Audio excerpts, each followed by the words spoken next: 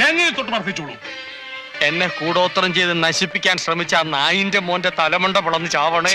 പൂജാകർമ്മ വേളയിൽ അസഭ്യം പുലമ്പരുത്. എന്നാ മഹാന്റെ ശിരസ് പിളർന്ന് അന്തരിക്കണേ. എന്താ വല്യേട്ട ഇത്? വല്യേട്ടൻ എന്താ ഒന്നും മിണ്ടാത്ത? അവനിനി മിണ്ടൂല. അവനിനി ജീവിതത്തിൽ ആരോടും മിണ്ടൂല. ഈ പൂജ സുനാമണി കഴിഞ്ഞ് തേങ്ങ നിലത്തെറിഞ്ഞുടയ്ക്കുമ്പോ ഇവന്റെ തല പൊട്ടിത്തെറിക്കും. തലയും തലച്ചോറും തൂത്തുവാരി കഴുകാൻ സോപ്പും വെള്ളവും ചൂലും കരുതി വെച്ചോ അവൻ പറഞ്ഞാരെ.